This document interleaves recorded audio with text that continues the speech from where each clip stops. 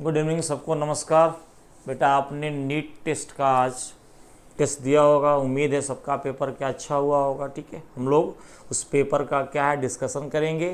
Paper मिला जुला करके एवरेज था, एवरेज बोले तो पेपर इजी था। ठीक है, चलिए पेपर को डिस्कस करते हैं। उसके सराउंडिंग जितनी भी चीज़ें हैं उसको भी बेटा हम लोग क्या करें, कंसिडर करेंगे। उम्मीद है आप उसको आसानी से क्या है, इफ़िशिएंटली क्या है समझने का बेटा क्या है प्रयास करेंगे। ठीक है, चलिए स्टार्ट करते हैं। तो हमारे सिंह सर का मिशन है पढ़ने का अधिकार सबको, डॉक्टर बनने का अधिकार सबको। यूट्यूब पर बेटा ये चीज़ें आपको दी जा रही, इसका कोई कास्ट नहीं है। ठीक है, तो आप इसका ज़्यादा से ज़्यादा क्या है फ़ायदा लीजिए, ताकि आपको लाइफ में ये ना लगे कि किसी वजह से मेरा जो ड्रीम था हम उसको पूरा नहीं कर पाए। तो सिंह सर का मिशन है इवन लास्ट एक बच्चे तक जो पढ़ाई का फ़ायदा है, जो पढ़ाई के नीट के तैयारी करने का जो तरीका है, हर बच्चे को क्या है मिले और हर बच्चा इसका क्या करे फ़ायदा ले। ठीक है, चलिए बेटा स्टार्ट करते हैं। फर्स्ट क्वेश्चन देखते हैं हमारे सामने क्या, ये देखिए फर्स्ट क्वेश्चन जो मेरे सामने बेटा आ रहा है, द फोर्स ऑफ बेटा ग्रेविटेशनल फोर्स बोलो क्या होता है। देखो एक्चुअली होता क्या, फील्ड होती है। जैसे ग्रेविटेशनल फील्ड क्या है, कंजर्वेटिव फील्ड है। इलेक्ट्रिक फील्ड बोलो क्या है, कंजर्वेटिव फील्ड है। तो कंजर्वेटिव फील्ड का मतलब ये होता है इस फील्ड में अगर कंप्लीट वन राउंड करेंगे तो बेटा आपको वर्क डन बोलो क्या मिलेगा, जीरो मिलेगा। वर्क डन बोलो क्या मिलेगा, जीरो मिलेगा। ठीक है, तो मिला जुला करके ग्रेविटेशनल फील्ड बोलो बेटा क्या है, कंजर्वेटिव है। क्या है, कंजर्वेटिव। ठीक, सेकेंड देखते हैं क्या कर रहा है। For a satellite orbiting very close to earth surface, total बेटा सैटेलाइट की टोटल एनर्जी मुझे चाहिए, या सबको पता है सेटल। ये बताओ हमारी अर्थ है, ध्यान से देखना, ये बेटा अर्थ है महाशय में। यार कोई सैटेलाइट हमारे अर्थ के क्लोज है, क्या समझते हो आप? क्या आपके छत से ऊपर से जाएगी कि आपके ये जो वोडाफोन टावर उसे टकरा करके जाएगी? यार क्लोज का मतलब होता है हमारी जो अर्थ की रेडियस है वो 6400 किलोमीटर होती है। तो यार इसके कंपेयर में 10 किलोमीटर, 20 किलोमीटर, 30 किलोमीटर को हम क्लोज ही मानेंगे। क्या मानेंगे, क्लोज ही मानेंगे। तो इसका मतलब इतनी हाइट पे है कि हमारे अर्थ पे जो इंस्ट्रूमेंटल चीज़ें हैं उससे टकराए ना, अर्थ के बहुत क्या है क्लोज है। तो नो डाउट उसकी actual distance centre of earth से थोड़ी आर से क्या होगी, ज़्यादा होगी, लेकिन 6400 किलोमीटर के रेंज में वो जो अर्थ के सरफेस से डिस्टेंस क्या होगी, बहुत ही कम होगी। तो उसको बेटा हम लोग क्या है, आर ही मानेंगे। क्या है, आर ही मानेंगे। ठीक, अच्छा ये बताओ अगर आपको टोटल एनर्जी का फार्मूला याद हो, कितने लोगों को याद है जरा बताओ तो। इसका फार्मूला होता है minus G capital M small M अपन क्या हो गया 2r। अगर कोई सैटेलाइट अर्थ की सरफेस के बहुत क्लोज ऑर्बिट कर रही है तो उसकी टोटल एनर्जी का क्या है फार्मूला। अच्छा ये बताओ, हम एग्जाम देने गए, एग्जाम में गए और फार्मूला भूल गया, कभी नीचे 2 आ रहा है, कभी ऊपर 2 आ रहा है, कभी 2 आ ही नहीं रहा है। ठीक, तो इसका बेटा समाधान देखो क्या है। यार जब सैटेलाइट बेटा यहाँ पे ध्यान दीजिएगा, यहाँ पे सैटेलाइट जब मूव करेगी तो सैटेलाइट के पास बोलो क्या होगा, पोटेंशियल एनर्जी होगा। और आपको पता है इसका फार्मूला बोलो क्या होता है, minus capital G small M अपन क्या होता है, आर होता है। अर्थ की रेडियस के बहुत ही क्या है क्लोज है, तो ये मैंने माना हुआ है। ठीक, ये बताओ सैटेलाइट घूमेगी तो उसके पास बेटा क्या होगा, वेलोसिटी होगा। वेलोसिटी होगा तो सैटेलाइट के पास बेटा बोलो क्या होगा, काइनेटिक एनर्जी होगा। उसकी वैल्यू बोलो क्या होगा, हाफ स्मॉल एम इंटू क्या हो गया, वी स्क्वायर। जो सैटेलाइट होगी उसकी कौन सी वेलोसिटी होगी बेटा, ऑर्बिटल वेलोसिटी होगी। ऑर्बिटल क्या होगी, स्पीड होगी। तो यार यहाँ से इसको वी नॉट कर लो, तो यहाँ से हाफ हो गया स्मॉल एम, और बेटा ऑर्बिटल वेलोसिटी की value under root G M by क्या होता है आर। इसका क्या करोगे, स्क्वायर करोगे, तो यहाँ से हाफ हो गया स्मॉल एम, अंडर रूट का बेटा स्क्वायर करोगे तो कैपिटल जी एम बाई बोलो क्या हो गया, आर हो गया। यार ये सैटेलाइट की कैपिटल जी के टर्म में बोलो क्या है, काइनेटिक एनर्जी है बेटा। बोलो क्या है, काइनेटिक एनर्जी है। अब यार ये बताओ टोटल एनर्जी का फार्मूला मान लो मैं भूल गया, मुझे नहीं याद आ रहा है, कुछ नहीं, पोटेंशियल काइनेटिक दोनों को बेटा ऐड करिए और बिंदास यहाँ पे सैटेलाइट जो आपकी ऑर्बिट कर रही है उसकी टोटल एनर्जी हो जाएगी पोटेंशियल एनर्जी प्लस बेटा क्या हो जाएगी, काइनेटिक। तो दोनों को जब यहाँ बेटा जोड़ोगे ना तो टोटल जरा बताओ, पोटेंशियल की value minus G M by बेटा क्या हो गया, कैपिटल आर। ध्यान से जब काइनेटिक की वैल्यू यहां से आपने निकाला तो कितना आया, कैपिटल जी स्मॉल एम अपान बोलो क्या हो गया 2r। यार यहां से जी कैपिटल एम स्मॉल एम बेटा कॉमन लीजिए, -1 प्लस हाफ बेटा क्या होगा -1/2। तो यहां से G M M by R, यहां से -1/2, तो finally -GMM/2r। This is the total energy of the satellite which is orbiting very close to the earth surface। तो पोटेंशियल का फार्मूला याद हो गया, काइनेटिक का फार्मूला याद हो गया, और सैटेलाइट की टोटल एनर्जी का फार्मूला भी बेटा आपने क्या किया, याद किया। तो मिला जुला करके फिलहाल सीधा सीधा आंसर क्या है बेटा, आपका फोर्थ आंसर क्या हो जाएगा, total energy of the satellite orbiting very close to the earth surface. Question number 3 देखो बेटा क्या कर रहा है थर्ड, भाई साहब ये करें जरा गौर फरमाइएगा। ये कह रहे हैं energy required to move a body of mass small M from an orbit of radius 3r। यार ये बताओ आप क्या सोच रहे हो, कोई बॉडी है, आपके मन में यहाँ दो बातें हैं। सर ये बताओ वो बॉडी है तो मूव कर रही है कि मूव नहीं कर रही है, आपके मन में ये दो बातें हैं। तो बेटा बॉडी मूव कर रही है इस तरह की कोई भी इंफॉर्मेशन नहीं है, तो हम लोग अपने आप को पोटेंशियल एनर्जी पे क्या करेंगे, फोकस करेंगे। या सिंपल सी ये बताओ, तो यहां से कुछ नहीं करेंगे, अगर हम लिखेंगे इनिशियल एनर्जी की बात करेंगे तो यहां से -GMM अपान क्या हो जाएगा 3r हो जाएगा। 3r से कहाँ गया 4r। जब हम फाइनल की बात करेंगे तो -G capital M small M अपान बेटा क्या हो गया 4r। यार ये बताओ कितना एनर्जी चाहिए, तो फाइनल में से बेटा इनिशियल को हम लोग क्या कर देंगे, माइनस कर देंगे। तो इतना एनर्जी मुझे चाहिए 3r से 4r क्या है करने के लिए। तो कुछ नहीं करो, फाइनल की वैल्यू -GM क्या है 4r -GMM अपान बोलो क्या है 3r। सॉल्व करो इसको, तो यहां से -G कैपिटल एम स्मॉल अपान 4r, ये बेटा क्या हो गया +G स्मॉल एम अपान बोलो क्या होगा 3r। यहां से एलसीएम ले लो बेटा, क्या हो गया 12r, एलसीएम ले लीजिए। सर ये 4 का कितना होगा 3, तो -3G capital M small M plus ये बोलो कितना होगा 4 + 4 कैपिटल G स्मॉल एम हो गया। 4 में से 3 गया बेटा क्या मिलेगा 1 मिलेगा। तो फाइनली जो आपको एनर्जी देनी पड़ेगी, एनर्जी रिक्वायरमेंट होगी, उसकी वैल्यू बच्चा पार्टी कितना आया 4 में से 3 गया 1, तो GMM अपान बोलो क्या होगा 12r।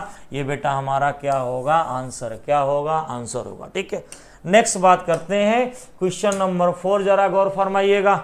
ये देखो बेटा, the weight of the body at the centre. यार वेट का मतलब क्या होता है mg, मास का मतलब क्या होता है m, और वेट का मतलब क्या होता है mg। यार ये बताओ, यानी वेट निकालने के लिए किसी भी पॉइंट पे अगर आपका वेट पूछा जाए तो बेटा आपको वहां पे g क्या करना पड़ेगा, स्मॉल g की वैल्यू आपको पता होनी चाहिए। यार ये बताओ, अगर आपको फॉर्मूला याद है, देखिए ये बेटा हमारी अर्थ है, रेडियस r है, मास ही हमारी अर्थ है। ठीक, अगर आपको याद हो अर्थ की सरफेस से स्मॉल d नीचे आने पे, अर्थ के सरफेस से यहां बोलो क्या है g है, जिसको हम 9.8 बोलते हैं। अर्थ की सरफेस से नीचे आओगे तो यहाँ पे g की वैल्यू बेटा क्या होती है, चेंज होती है। आपको रेडीमेड फार्मूला याद होगा, g बेटा क्या होता है 1 - d बाई क्या, अर्थ की सरफेस, स्मॉल d नीचे से नहीं है, स्मॉल g अर्थ के सरफेस से नीचे r/2r नीचे जाओगे तो यहां से कह रहा है, ये बताओ जब अर्थ की सरफेस पे आएंगे, ध्यान देना, अर्थ की सरफेस पे आओगे तो यहां से d की वैल्यू, ऊपर से d की वैल्यू क्या हो जाएगी r के बेटा क्या होगी बराबर होगी। तो यहां से d की वैल्यू r करिए तो g' = क्या होगा g 1 - r/r बेटा ये क्या हो गया 1। तो यहां से g' की वैल्यू g 1 - 1 बेटा क्या हो गया 0। तो यहां से बच्चा पार्टी g' की वैल्यू बोलो क्या आ गई 0 आ गई। यानी ये बताओ सेंटर ऑफ अर्थ पे g' की वैल्यू बेटा क्या है 0 है, तो g' की वैल्यू 0 है, तो mg g' 0, तो वेट की वैल्यू बेटा क्या होगी 0, वेट की वैल्यू बोलो क्या हो जाएगी 0 हो जाएगी। राइट, क्वेश्चन नंबर 5 देखिए बच्चा पार्टी, क्वेश्चन नंबर 5 आपकी सेवा में पेश है, गौर फरमाइएगा। टू आइडेंटिकल मेटल स्फेयर, आपसे दोनों का बेटा डेंसिटी बोलो क्या है, सेम है, ठीक है। आर टचिंग, एक दूसरे को टच करें, each other and the radius, एक का रेडियस आर है और दूसरे का रेडियस बोलो क्या है, r/2 है। What is the gravitational force of attraction, बेटा जो ग्रेविटेशनल फोर्स आप पढ़े हो G m1 m2 अपान क्या होता है, स्मॉल r का स्क्वायर, इसी को बेटा क्या करना है, अप्लाई करना है। यार ये बताओ, यहां पे एक स्फेयर है, इसका रेडियस बेटा r है, ठीक है यार। यहां पे स्फेयर है, इसका रेडियस बोलो बेटा क्या है, r/2 है। यार जो ये r² होता है ग्रेविटेशनल फोर्स में, ये सेंटर टू सेंटर होता है। इलेक्ट्रोस्टैटिक में भी क्या होता है, सेंटर टू सेंटर, यानी बॉडी को हम क्या मानते हैं, पॉइंट मास मानते हैं, तो सेंटर टू सेंटर डिस्टेंस होती है। ये बताओ तो ये डिस्टेंस कितना हो गया, r+2r बेटा, यहां से r+r/2 बोलो क्या हो गया, 3r/2 हो गया। ये दोनों point centre to centre distance क्या हो गया, 3r/ क्या हो गया, 2 हो गया।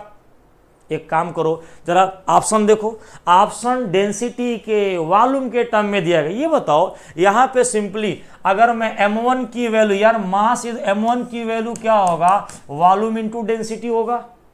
m2 की वैल्यू भी बोलो क्या होगा, वॉल्यूम इनटू डेंसिटी होगा, यही तो होगा। यार ये बताओ यहां पे F=G m1 और m2 नीचे r बोलो क्या हो जाएगा, 3r/2 का बेटा क्या हो गया, स्क्वायर हो गया। जरा मास m1 की वैल्यू क्या होगा, वॉल्यूम इनटू डेंसिटी, वॉल्यूम बोलो इसका क्या होगा जल्दी से, इसका बेटा जो वॉल्यूम होगा 4/3, ध्यान दीजिएगा, वॉल्यूम क्या होगा 4/3r³ इंटू डेंसिटी बोलो क्या हो गया d, m1 की वैल्यू आ गई। यार ये बताओ m2 की वैल्यू जल्दी बताओ कितना होगा, 4/3 पाई, रेडियस की वैल्यू कितनी है, r/2 का पावर क्या हो गया 3 इंटू डी, ये बेटा वॉल्यूम इंटू क्या हो गया, डेंसिटी हो गया। बोलो यार, अब कुछ नहीं करना, इसको जरा सॉल्व करिए और भन्न से बेटा आपको क्या मिलेगा, आंसर मिलेगा। तो यहां से f की वैल्यू जरा गौर फरमाइएगा, कुछ नहीं करना, ये देखो बस हल्का सा मल्टीप्लिकेशन है, 4/3 बोलो क्या है, πr³ इंटू डी। ये देखो बेटा ये भी 4/3 है, पाई r/2 का क्यू करोगे, r का पावर 3, 2 का 2 का 4 का 8, 4 ये कितना हो जाएगा, 8 हो जाएगा। ये नीचे क्या है d, नीचे बोलो कितना होगा, 9r² बेटा क्या होगा 4 होगा। इसको बेटा सॉल्व करो और आपको आंसर, ध्यान देना यहाँ पे, तो कैपिटल G हो गया 4/3 दो बार है पाई, तो ये 16/9 क्या हो गया, पाई का स्क्वायर। ध्यान से यहाँ 16/9 पाई का स्क्वायर, r का पावर बेटा क्या हो गया 6 हो गया, r का पावर 6 हो गया, d इंटू डी बोलो क्या हो गया, d का स्क्वायर। ध्यान देना ये 4 बेटा क्या जाएगा ऊपर और 9r² बेटा क्या आएगा नीचे। इसको सॉल्व करिए, भन्न से बेटा क्या मिलेगा आंसर। ये देखो ये भाई साहब देखो, ये स्क्वायर से कटे तो r का पावर क्या हो गया 4 हो गया। ये देखो 4 का यहाँ से ये 3 का तुम्हारा 9 हो गया, ठीक है। और कुछ देखो यहाँ पे, हाँ ये देखो 8, ये नीचे 8 होगा ना, ये 8 बचा ना बेटा, r वाला क्या है 8 क्या है नीचे, तो 4 से 8 कटा तो क्या हो गया 2 से कटा 16 तो क्या हो गया r। अब देखो सब कुछ कटने के बाद बिंदास आपको बेटा यहाँ जो आंसर मिलेगा जरा गौर फरमाइएगा। ये देखो यहाँ से सर पहली बात तो कैपिटल G हो गया, ध्यान से कैपिटल G हो गया। ये देखो यहाँ से 9, यहाँ ये बेटा बोलो क्या है ना, यहाँ से 8 है, 9 इंटू 9 क्या होगा 81, तो 8/, बोलो क्या होगा 81 हो गया। पाई का स्क्वायर d स्क्वायर, पाई का स्क्वायर d स्क्वायर, r का पावर कितना होगा 4, r का पावर बेटा 4 होगा, तो यहाँ से r का पावर बोलो क्या हो जाएगा 4। इस तरह से बिंदास आपका ऑप्शन देखो क्या होगा 8/81 pi square d square, r का पावर 4 और कैपिटल G। यहाँ से बेटा आपको क्या मिलेगा, आंसर मिलेगा, क्या मिलेगा आंसर मिलेगा, राइट। आगे बढ़ते हैं, क्वेश्चन नंबर 6 देखो क्या कर रहे हैं। क्वेश्चन नंबर 6 भाई साहब ये कह रहे हैं, select the incorrect statement from the following. बेटा ये देखो यहां से फर्स्ट कह रहे हैं the orbital velocity of A satellite increase with the radius. ये बताओ ऑर्बिटल वेलोसिटी का फॉर्मूला क्या होता है? अंडर रूट GM बाई क्या होता है? आर होता है। यार रेडियस को बढ़ाओगे ऑर्बिटल वेलोसिटी क्या करेगा? डिक्रीज करेगा। यानी फर्स्ट बेटा क्या हो गया? रॉन्ग हो गया। फर्स्ट क्या हो गया? रॉन्ग हो गया। सेकंड देखो escape velocity of A particle from the surface of the earth depend upon the speed. यार ऑर्बिट एस्केप वेलोसिटी का फॉर्मूला जल्दी बताओ। एस्केप वेलोसिटी का अंडर क्या होता है? 2GM बाई क्या होता है? एस्केप वेलोसिटी अर्थ के मास और अर्थ के रेडियस पर क्या करता है? डिपेंड करता है। आप कितना तेज फेंकेंगे इस बात पे बेटा डिपेंड क्या है? नहीं करता। इसकी वैल्यू कितनी होती है? 11.2 किलोमीटर पर सेकेंड। तो आपके फेंकने से किसी प्लेनेट की इसके वेलोसिटी का दूर दूर तक कोई संबंध नहीं है। तो भाई साहब ये भी निपट गए।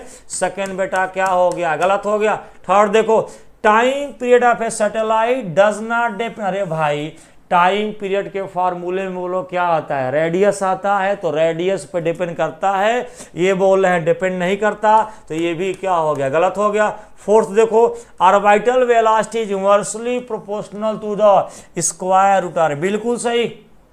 ऑर्बिटल वेलोसिटी जो है रेडियस रूट रेडियस के इनवर्स के क्या है? प्रोपोर्शनल है। बिल्कुल सही। तो यहां से फोर्थ बेटा क्या है? सही है। फिलहाल जरा देखो पूछा क्या है भाई साहब? ये पूछे हैं कि भैया इसमें से इनकरेक्ट कौन है? तो फर्स्ट सेकेंड थर्ड बोलो क्या इनकरेक्ट है?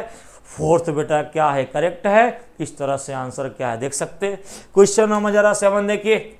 Match the column. बेटा मैचिंग कराना है। पोटेंशियल एनर्जी याद। यार ये बताओ पोटेंशियल एनर्जी की वैल्यू क्या होती है? -GM बाई क्या होती है? R होती है। ये भी निगेटिव होती है। टोटल की वैल्यू बताओ बेटा क्या होती है? -GM बाई क्या होती है? 2R होती है। ये भी बेटा निगेटिव होती है। तो यार ये बताओ पोटेंशियल क्या हो गया? निगेटिव। टोटल क्या हो गया? निगेटिव। दुनिया की कोई भी काइनेटिक एनर्जी हमेशा क्या होती है? पॉजिटिव होती है। क्या होती है? पॉजिटिव। तो यहां से ये हो गया। और सुनो ग्रेविटेशनल एनर्जी एट इन्फिनिटी बेटा क्या होती है? जीरो होती है। क्या होती है? जीरो। तो फर्स्ट ए और बी का सेकंड, ए और बी का सेकंड, सी का बेटा क्या है? फर्स्ट है और डी का क्या है? 3 है। तो ये ऑप्शन आपका क्या हो गया? सही हो गया। ठीक है आगे बात करते हैं। क्वेश्चन नंबर 8 देखो बेटा। क्वेश्चन नंबर 8 कह रहे हैं भाई साहब gases escape from the surface of a planet because it acquires an escape velocity. The escape velocity will depend on which of the following fact. ध्यान से देखना यार ये बताओ एस्केप वेलोसिटी का फॉर्मूला बोलो क्या होता है? 2GM बाई क्या? यानी प्लेनेट के मास अर्थ के मास पे डिपेंड करता है। और अर्थ बोले तो प्लेनेट मास और उसके रेडियस पे डिपेंड करता है। किसने केजी का? चींटी को फेंकिए, हाथी को फेंकिए, पूरे बिल्डिंग को फेंकिए, उससे उस प्लेनेट की इसके वेलोसिटी के सेहत पे फर्क नहीं पड़ेगा। अर्थ की सरफेस पे इसके वेलोसिटी की वैल्यू होती है 11.2 किलोमीटर पर सेकेंड। अब चींटी को फेंको, हाथी को फेंको, बस को फेंको, ट्रक को फेंको, इतने से भैया बस फेंक दो, जिंदगी बीत जाएगी, कभी लौट करके वापस नहीं आएगा। तो टोटली इसके velocity the function of mass of planet as well as बोलो क्या? रेडियस ऑफ द बेटा क्या होगा? प्लेनेट। जरा चेक करते हैं भाई साहब क्या दिए हैं। ये बोल रहे हैं बिल्कुल सही। मास ऑफ प्लेनेट पे क्या करता है? डिपेंड करता है। बिल्कुल सही। मास ऑफ प्रोजेक्ट पार्टिकल बिल्कुल गलत। कितने केजी का ब्लॉक फेंका गया है? बॉडी फेंकी गई है उसके मास पर, उस प्लेनेट की इसके वेलोसिटी से दूर दूर तक बेटा कोई संबंध नहीं होता है। गलत हो गया। टेम्परेचर का कोई मतलब नहीं है। अरे फार्मूले में देखो यार कहाँ टेम्परेचर आ गया। ठीक, तो ये भी गलत है। रेडियस, यस यस यस, अर्थ की रेडियस प्लेनेट की रेडियस पे डिपेंड करता है। तो बेटा आपका यहाँ पे फर्स्ट सही है और बोलो क्या है? फोर्थ सही है। तो फर्स्ट फोर्थ पूछा है किस बात पे डिपेंड करेगा, तो फर्स्ट एंड 4 बोलो क्या हो गया, सही हो गया। फर्स्ट और 4 बेटा क्या हो गया, सही हो गया। नेक्स्ट देखो, light wavelength lambda falls on a metal having work function Hc upon lambda naught photo electric effect. बेटा देखो Hc अपॉन लैम्डा नॉट गिरेगा तब भी फोटो इलेक्ट्रिक इफेक्ट क्या है, मिलेगा। यार इतना या इससे एनर्जी ज्यादा हो, इतना या इससे एनर्जी ज्यादा हो पे फोटो इफेक्ट क्या है, मिलेगा। एनर्जी ज्यादा के लिए लैम्डा नॉट की वैल्यू, लैम्डा की वैल्यू इतना हो या इससे कम हो। जब लैम्डा कम होगा, लैम्डा का एनर्जी से क्या संबंध है, उल्टा संबंध है। लैम्डा का एनर्जी से बेटा क्या संबंध है, उल्टा संबंध है। ध्यान से, तो यार लैम्डा इतना या इससे कम होगा तो एनर्जी क्या होगी, ज्यादा। एनर्जी ज्यादा होगी तो भन क्या है, फोटो इलेक्ट्रिक इमिशन बेटा आपको क्या है, मिलेगा। तो लैम्डा जो होगा लैम्डा नॉट के बराबर या बेटा क्या होगा, लेस। तो ये आपका क्या होगा, आंसर होगा। क्वेश्चन नंबर 10 की बात करते हैं, जरा गौर फरमाइएगा। ये भाई साहब बोल रहे हैं, ये देखो, the work function of a metal is 4.2 electron volt, it's threshold wave. बेटा अगर आपको एक रेडीमेड फार्मूला याद हो, देखो ध्यान से, 12,375 अगर आपको यहाँ पे कुछ नहीं, लैम्डा एंगस्ट्रॉम में, लैम्डा एंगस्ट्रॉम से डिवाइड करोगे तो यहाँ पे एनर्जी जो होती है इलेक्ट्रॉन वोल्ट के फॉर्म में आपको मिल जाएगी। कोई भी मान लो कहे कि फलाने लैम्डा की लाइट गिर रही है, उसको 12,375 में भाग दो, लैम्डा को एंगस्ट्रॉम में कन्वर्ट कर लेना, तो जो उसकी एनर्जी उस वेवलेंथ के करस्पॉन्डिंग जो एनर्जी आएगी फलाना इलेक्ट्रॉन वोल्ट के फॉर्म में बेटा आएगी। तो सुनो, कभी कभी 12,375 को 12,375 375 को क्या मान लेते हैं, 400। तो न्यूमेरिकल कैलकुलेशन को इजी करने के लिए 12,375 को अप्रॉक्सीमेट 400 मानते हैं, तो 12,400 भी बच्चा आप क्या है, यूज कर सकते हैं फॉर योर न्यूमेरिकल कैलकुलेशन, अगर डाटा बहुत क्लोज न दिया हो तो। आइए चलो एक काम करते तो यहां से लैम्डा एंगस्ट्रॉम बेटा आपके पास हो जाएगा 12,375 अपान, ध्यान से यहां पे एनर्जी बोलो क्या है, 4.2 इलेक्ट्रॉन बोलते हैं। इसको सॉल्व करो, 12,375 अपान 4.2, तो 1 0 गया, तो 12 37 क्या हो गया, 50। एक काम करो, 12 37 50 को जरा 42 से डिवाइड करो, कितनी बार जाएगा, 3 बार नहीं 2 बार जाएगा। यहाँ पे 2 बार, तो 2 का 2 4 हो गया, 8 हो गया, ये 9 हो गया, 3 ये 7, कितनी बार जाएगा, 9 बार जाएगा, 29। ठीक है, तो यहां से देखो 29 से, अरे यार पूरा करके क्या करोगे, आंसर टिक करना है ना तुमको, तो 29 इसको डिवाइड करोगे तो 2955 क्या आएगा, एंगस्ट्रॉम। आप चाहो 12,400 से डिवाइड कर लो, ऑप्शन में काफी क्या है, डिफरेंस है, किसी को कोई तकलीफ होने वाली नहीं है। ठीक है, नेक्स्ट आगे बढ़ते हैं।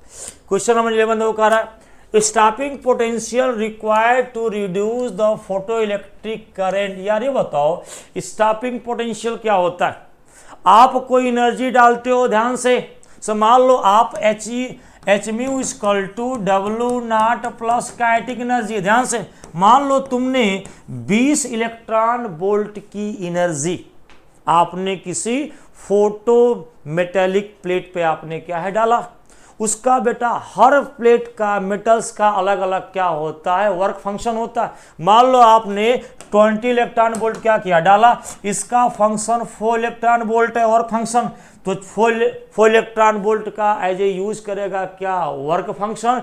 20 में से 4 गया, बोलो क्या, 16 इलेक्ट्रॉन वोल्ट जो एनर्जी बचेगी वो निकलने वाले इलेक्ट्रॉन को एज ए फॉर्म ऑफ क्या मिलेगी, काइनेटिक एनर्जी क्या है, मिलती है।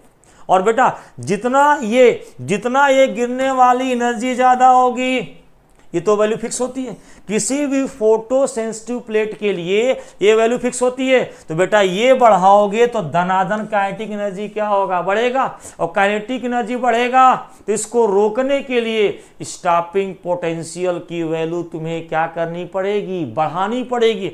जितना स्पीड बढ़ेगा स्टॉपिंग, इसको रोकने के लिए स्टॉपिंग पोटेंशियल क्या लगाना पड़ेगा, ज्यादा। काइनेटिक एनर्जी किसके बराबर होता है, E V nought. V nought बोलो क्या है, स्टॉपिंग पोटेंशियल। तो ये बढ़ेगा तो ये बढ़ेगा, और ये बढ़ेगा तो ये बढ़ेगा। तो आंसर क्या होगा, यहां से आंसर क्या होगा, increase following with the frequency of बेटा क्या है, इंसिडेंट क्या है, रेडिएशन। राइट। क्वेश्चन नंबर 12 की बात करते हैं। ये देखो बेटा, ये ग्राफ आपके सामने जरा देखिए। E denote energy and lambda wavelength of a photon, then the correct curvature। यार ये बताओ, E इक्वल टू सबको पता है SC अपन क्या होता है, लैम्डा, सबको पता है, एनर्जी का पता है सबको। ये बताओ अगर इसे लॉग के फॉर्म में करें तो लॉग E इक्वल टू बेटा क्या होगा, लॉग SC माइनस लॉग बोलो क्या होगा, लैम्डा हो जाएगा। यार ध्यान दो, यहाँ पे लॉग लैम्डा और लॉग ई के बीच का ग्राफ है, तो लैम्डा को बाएं लाओ तो यहां से plus log lambda equal to बच्चा पार्टी लॉग SC, बच्चा पार्टी ये बाएं लाओ, इसको दाएं ले जाओ, तो यहां से जब ये दाएं जाएगा तो माइनस लॉग क्या हो जाएगा, E प्लस लॉग बोलो बेटा क्या होगा, SC होगा। यार ये बताओ ये क्या है, y अपान x क्या होता है, स्लोप होता। अगर मैं यहां पे लॉग लैम्डा अपान लॉग ई लिखूंगा तो यहां पर क्या बचेगा, माइनस बचेगा। ये इसको क्या बोलते हैं, स्लोप बोलते हैं। y अपान एक्स एक्सिस बेटा क्या होता है, स्लोप होता है। तो लॉग लैम्डा अपान लॉग ई करोगे, जब डिवाइड करोगे तो ई बचेगा, ई यानी स्लोप की वैल्यू क्या हो गया, निगेटिव। अगर 90 से कम है, ध्यान से ये कोई ग्राफ है, अगर 90 डिग्री से कम है तो स्लोप बेटा क्या होगा, पॉजिटिव। 90 से ज्यादा तो स्लोप क्या होगा, निगेटिव। देखो अगर यहां से ऐसे है तो ये 90 से ज्यादा हो गया तो स्लोप क्या हो गया, निगेटिव। ऐसे है 90 से कम है बेटा तो स्लोप क्या होगा, पॉजिटिव। स्लोप इक्वल टू क्या होता है, tan theta. Actually tan theta की वैल्यू पॉजिटिव निगेटिव से इसका क्या है, संबंध है। अगर tan थीटा की वैल्यू आपको नहीं आता है फिर भी कोई दिक्कत की बात नहीं है। 90 से कम तो क्या होगा, पॉजिटिव। 90 से ज्यादा बेटा तो क्या होगा, निगेटिव। ध्यान से यार यहाँ पे स्लोप निगेटिव है तो 90 से ज्यादा, ये देखो 90 से बेटा ये क्या है, ज्यादा। यहाँ पे ये 90 से क्या है, ज्यादा है, तो स्लोप बेटा क्या हो गया, निगेटिव। ये बेटा क्या होता है, इंटरसेप्ट। इंटरसेप्ट की वैल्यू बोलो क्या है, पॉजिटिव। ये प्लस है ना बेटा, ये प्लस है तो इंटरसेप्ट की वैल्यू बोलो क्या है, पॉजिटिव है। देखो तो स्लोप निगेटिव, इंटरसेप्ट की वैल्यू बेस लाइन से ऊपर क्या है, पॉजिटिव। तो आंसर तुम्हारा क्या हो जाएगा, थर्ड बोलो क्या हो जाएगा, सही हो जाएगा। ठीक, अब बात करते हैं क्वेश्चन नंबर 13, जरा गौर फरमाइएगा। ये भाई साहब कह रहे हैं, देखो the value of escape velocity on a certain planet is 4000, बड़ा कम है यार, 4000 metre per second. Then the value of orbital speed for a satellite orbiting. यार ये बताओ ध्यान से, अगर आप देखो एस्केप वेलोसिटी का फॉर्मूला √2gm क्या होता है, r होता है। ऑर्बिटल वेलोसिटी का फॉर्मूला √gm क्या होता है, r होता है। तो बेटा एस्केप वेलोसिटी ज्यादा होती है, अरे भाई उसको पूरा धरती को छोड़ के बाहर जाना, कभी लौट के नहीं आएगा। तो ऑर्बिटल एस्केप वेलोसिटी की वैल्यू ज्यादा होती है। ऑर्बिटल कितना ज्यादा होती है, ये देखो, ये बोलो तुम्हारा क्या है, √gm/r बेटा क्या हो गया, ऑर्बिटल हो गया। तो यहां से अंडर कुछ न करो, यहां से √2 टाइम्स, अगर देखो तो यहां से क्या है, ये देखो √2 × √gm/r। इसके वेलोसिटी को बेटा आप ऐसे क्या है लिख सकते हो, √gm/r। बच्चा पार्टी, ये बच्चा पार्टी, ये कौन सी वेलोसिटी, ऑर्बिटल। तो यहां से इसके वेलोसिटी होती है √2 × कौन वेलोसिटी, ऑर्बिटल। ये रेडीमेड फार्मूला आपको याद होना चाहिए, नहीं याद है बिंदास यहां से बनाइए, काम आपका हो जाएगा। राइट। अब यार ये बताओ ये भाई साहब यहाँ से क्या ऑर्बिटल, तो यहाँ से वीओ की वैल्यू स्केप में √2 से बच्चा पार्टी क्या करिए, डिवाइड करिए, आपको क्या मिलेगा यहाँ से ये बताओ। 4000 मीटर पर सेकेंड को, 4000 मीटर पर सेकेंड को क्या लिखेंगे, 4 किलोमीटर पर सेकेंड भी क्या है लिख सकते हैं। वही 4000 मीटर को 4 किलोमीटर बाद क्या है से, तो यहां से ये देखो आंसर आपका आ चुका है 4/√2, ऊपर नीचे √2, 4/√2 आंसर है, नहीं दिया है, ऊपर नीचे √2 से गुणा कर दो, तो यहां बिंदास बेटा बोलो तुम्हें क्या मिलेगा, 4√2, √2 बेटा यहाँ पे क्या मिल जाएगा, 2 मिल जाएगा, तो यहाँ से कटेगा 2, तो यहाँ से क्या मिलेगा 2√2, क्या मिलेगा 2√2 will be value of orbital velocity. अगर इसके वेलोसिटी की वैल्यू क्या है 4 किलोमीटर बेटा क्या है पर सेकेंड है। ठीक, आइए जरा सा क्वेश्चन देखिए, क्वेश्चन नंबर 14 की बात का जरा गौर से पढ़िएगा। ये देखो बेटा, ये कह रहे हैं द प्लेनेट ऑफ, ध्यान से, the planet of Mercury is revolving in elliptical orbit around the sun as shown in the क्या है figure, the kinetic energy of, यार मेरी बात ध्यान से सुनो, ये हमारा क्या है सन है, ये मान लो कोई प्लेनेट है, अर्थ मान लो कोई प्लेनेट है जो सन के चारों तरफ मरकरी है, वो क्या कर रहा है, घूम रहा है। कुछ चीजें हैं, ध्यान से सुन लो, देखो बेटा यहां पर क्या है, ये अर्थ, ये जो मान लो प्लेनेट है सन के क्या है पास है, सन के पास है, तो इसको बोलते हैं पेरिजी, याद कर लो पेरिजी, प से पेरिजी और प से पास है जी।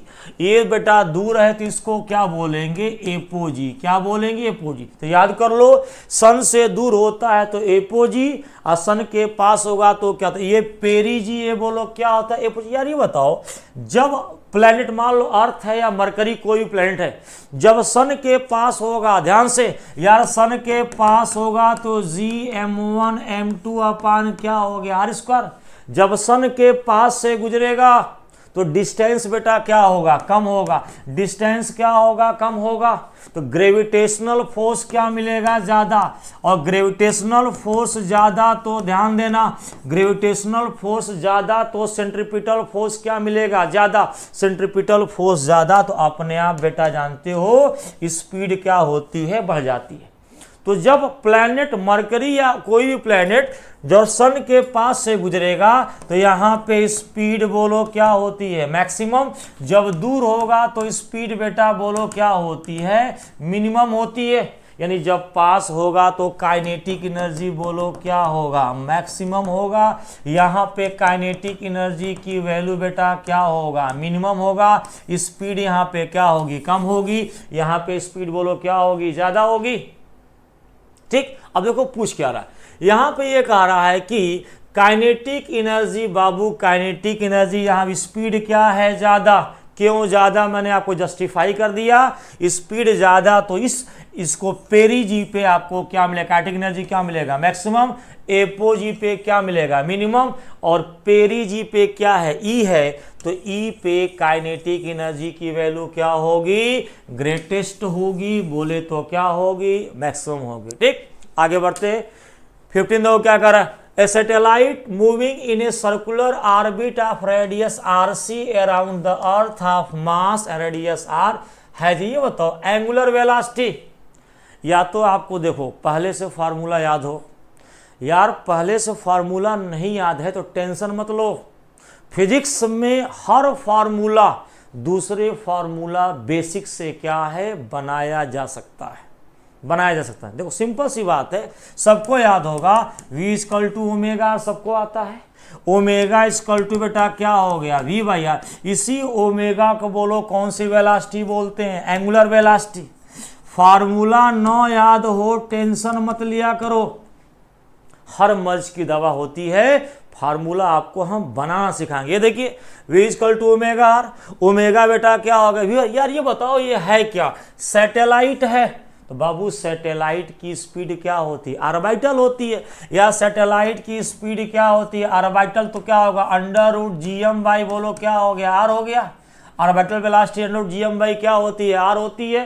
ठीक। और यहां से तो यहां से omega equal to 1/r under root GM by क्या हो गया? कैपिटल R या स्मॉल r, जो भी ले लो। यहां से ये हो गया। ये देखो रेडियस बोलो क्या है? RC है। ये RC है तो यहां भी R कर लो, यहां भी। अरे भाई R को क्या कर लो? RC कर लो। R को RC कर लो। तो V0 का फॉर्मूला ये रखा, RC 1/RC, ब्रैकेट के अंदर रूट के अंदर जाएगा तो बच्चा पार्टी GM/RC पहले से है। कोई चीज रूट के अंदर बेटा स्क्वायर हो जाती है तो 1/RC। जरा नीचे देखो क्या होगा? अंडर रूट GM ऊपर होगा, नीचे स्क्वायर इंटू RC। बच्चा पार्टी RC का पावर क्या हो गया? 3। तो ये हो गया आपका, बोलो क्या? यहां से आपका हो गया सैटेलाइट की एंगुलर वेलोसिटी। बोलो बच्चा पार्टी, बोलो आंसर कौन सा होगा? अंडर रूट GM अपान R का पावर 3। कुछ नहीं करना, यहां से V/R, V की वैल्यू आपको पता है, आ जाएगा अंदर तो स्क्वायर, R का पावर बेटा क्या हो जाएगा? 3 हो जाएगा। ठीक, आगे बढ़ते। 16 देखो क्या कर रहा है?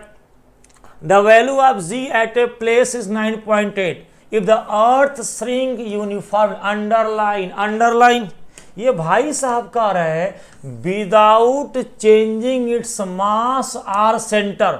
न मास में चेंज होना है अर्थ के, न अर्थ का जहां सेंटर है वही रहेगा।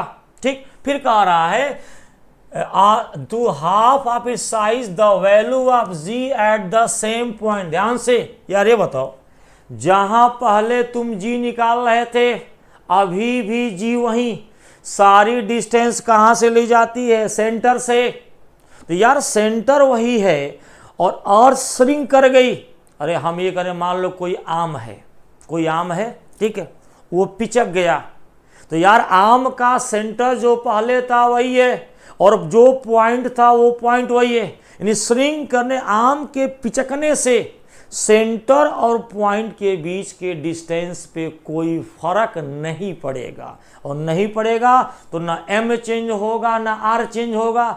तो बेटा स्मॉल g का जो फॉर्मूला होता है GM/R², न भाई साहब चेंज हुए न ये भाई साहब चेंज हुए। स्मॉल g की सेहत पे कोई फर्क बेटा क्या है? नहीं पड़ेगा। तो 9.8 थे तो 9.8 मीटर पर सेकंड स्क्वायर ही बोलो क्या है? रहेंगे। ठीक, बात समझ में आ गई? तो शेप के चेंज, अगर रेडियस में चेंज होता तो पक्का जी की वैल्यू क्या होता? चेंज।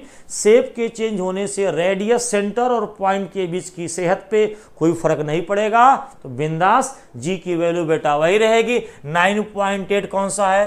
7। ये देखो, ये क्या होगा? 9.8। तो आंसर क्या हो गया? फर्स्ट हो गया। ठीक है, अब क्वेश्चन नंबर 17 जरा गौर फरमाइएगा। यहां से potential energy of orbiting satellite at height small h from the surface of. यार ये बताओ पोटेंशियल, ध्यान से, ये बेटा अर्थ है, रेडियस बोलो R है, मास M है, एक नन्हा सा स्मॉल आर्म है। तो यहाँ पर इसकी value -g capital M small m अपान क्या होता है? R होता है। यही तो होता है।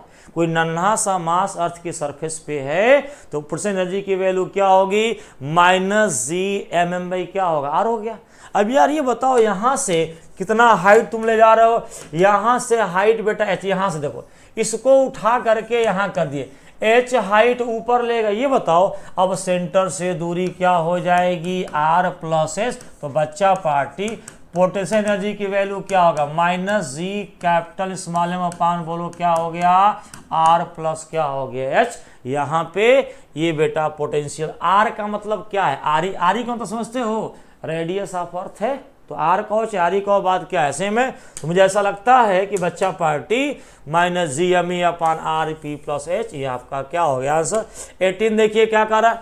Suppose radius of the moon orbits around the earth is 4 times it's period around the earth. यार ये बताओ रेडियस का टाइम पीरियड से, अगर आप केपलर साहब का आपको ला याद हो, टी स्क्वायर प्रोपोर्शनल आर का पावर 3, ये केपलर से हमने ला दिया था, तो इस पे काम करते हैं हम लोग। ये देखो, तो यहाँ से कुछ नहीं, टी प्रोपोर्शनल टू आर का पावर क्या हो गया 3, तो यहाँ पे T1 अपान T2 बोलो R1 अपान R2 का पावर बेटा क्या हो जाएगा। तो जरा बताओ तो भैया रेडियस क्या हो गया बच्चा पार्टी, रेडियस बोलो क्या हो गया। ये देखो, ये बोल रहे हैं कि जो रेडियस बिकम क्या है 4 टाइम्स, यानी ये R है तो बेटा ये क्या हो गया 4R। तो कुछ नहीं करना है, T1 अपान T2 करो, R अपान 4R बच्चा, इसको बेटा क्या कर दो 3/2 से पावर ला के क्या कर दो सॉल्व कर दो।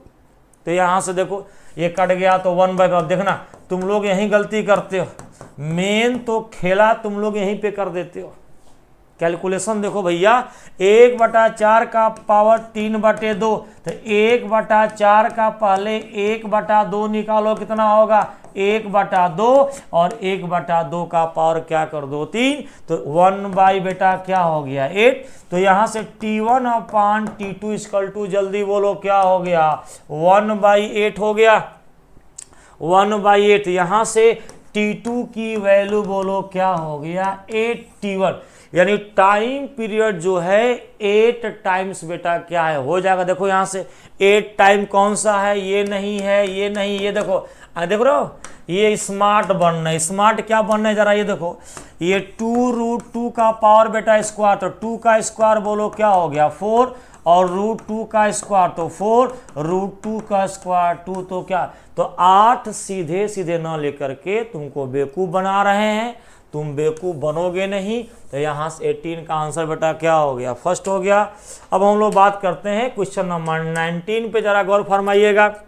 The value of G on the surface of another planet whose mass as well as radius बेटा क्या है 3/2 ऑफ द। यार ये बताओ, मास को भी 3/2 कर दिया, रेडियस को भी 3/2 कर दिया, तो ये पूछ रहा है कि स्मॉल जी की सेहत पे क्या फर्क पड़ेगा।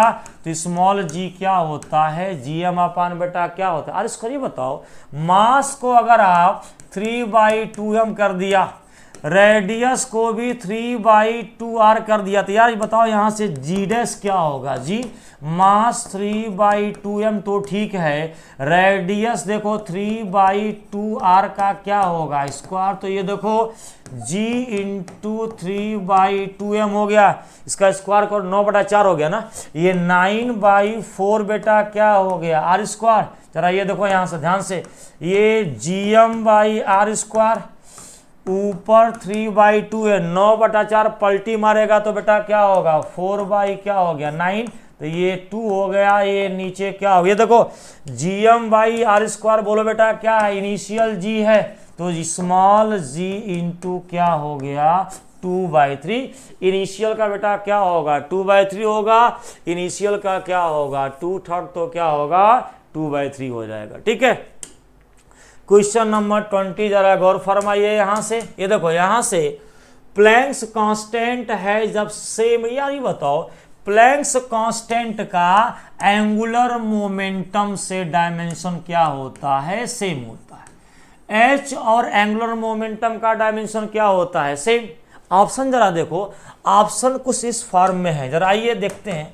यार E बोलो क्या होता है SC अपान क्या होता है लैम्डा होता है, H को क्या बोलते हैं प्लैंक कांस्टेंट। तो ये बताओ H चाहिए तो लैम्डा बेटा कहाँ जाएगा ऊपर जाएगा, और C बोलो कहाँ आएगा नीचे आएगा। तो यहाँ से जब आप ये लैम्डा ऊपर जाएगा, ध्यान से ये E है यहाँ पे, लैम्डा ऊपर जाएगा C नीचे आएगा, तो यहाँ से H की वैल्यू E लैम्डा क्या हो गया C। E बेटा एनर्जी है, एनर्जी क्या होता है वर्क होता है, ध्यान से E बेटा क्या है एनर्जी, एनर्जी वर्क, वर्क क्या होता है फोर्स इंटू क्या होता है डिस्प्लेसमेंट, ध्यान से फोर्स इंटू क्या हो गया डिस्प्लेसमेंट। तो यहाँ से ये बताओ H फोर्स इंटू डिस्प्लेसमेंट, और लैम्डा भी बोलो क्या होता है मीटर होता है, लैम्डा क्या होता है मीटर, तो लैम्डा क्या हो गया मीटर। जरा बोलो C क्या होता है, C बेटा होता है स्पीड ऑफ लाइट, तो बोलो क्या हो गया मीटर पर सेकेंड।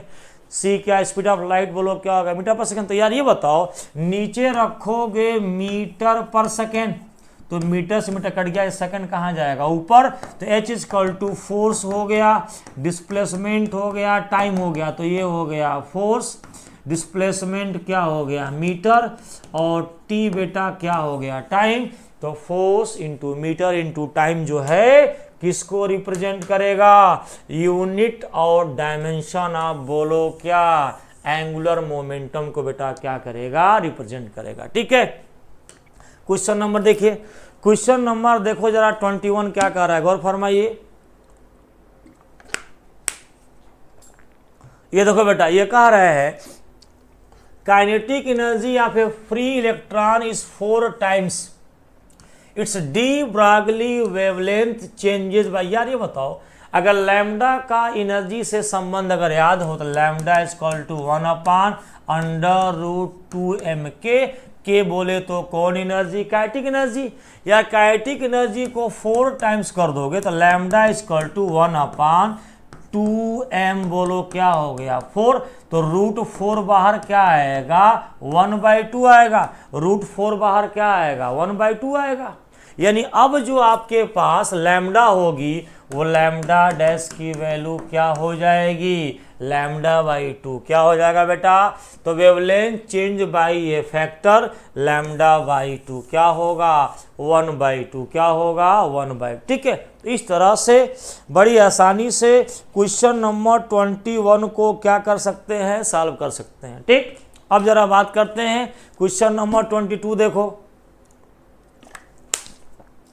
22 भाई साहब देखो क्या कह रहे हैं, 22 बेटा देखो यहाँ पे ये कह रहे हैं कि भैया 2 फोटॉन हैविंग, बड़ा अच्छा क्वेश्चन है, 2 photon having equal wavelength equal में। यार ये बताओ यहाँ से लैम्डा इक्वल टू h/mv, सबको पता है डी ब्रागली साहब, मास इंटू वेलोसिटी बेटा क्या होता है, मोमेंटम होता है, तो लैम्डा इक्वल टू h/p, ये बेटा जन्म से बोलो क्या है कांस्टेंट है, प्लैंक्स कांस्टेंट है, तो ये बोलो क्या हो गया कांस्टेंट हो गया। ये बताओ लैम्डा का पी से जरा ध्यान देखना, इक्वल वेवलेंथ, अगर बेटा ये कांस्टेंट है तो लैम्डा सेम होगा, इक्वल वेवलेंथ होगा तो लीनियर मोमेंटम भी क्या होगा इक्वल होगा। यार ये देखो ऑप्शन नंबर फर्स्ट और फोर्थ देखो, इक्वल वेवलेंथ है, equal momentum, equal linear momentum है, इक्वल वेवलेंथ। आप कहोगे सर फर्स्ट और फोर्थ क्या है सेम है, ना ना ना ना। यार ये बताओ यहाँ पे वेवलेंथ ध्यान से, लैम्डा, ये लैम्डा बोलो बेटा क्या है स्केलर है, लीनियर मोमेंटम बोलो कौन सी क्वांटिटी है, वेक्टर क्वांटिटी है, ध्यान से। तो लैम्डा बेटा स्केलर क्वांटिटी है और लीनियर मोमेंटम क्या है, वेक्टर क्वांटिटी है। तो यार ध्यान से सुनना, ये जो बोल रहे हो लैम्डा सेम होगा तो लीनियर मोमेंटम का मैग्नीट्यूड सेम होगा, लीनियर मोमेंटम का डायरेक्शन अलग अलग हो सकता है। अब आप कहोगे सर कैसे पता, यहां तो लिखा है लीनियर मोमेंटम, तो लीनियर मोमेंटम इक्वल होने के लिए डायरेक्शन सेम हो यहां पर कोई जरूरी नहीं है, इसलिए फर्स्ट को क्या माना जा रहा है, गलत माना जा रहा है।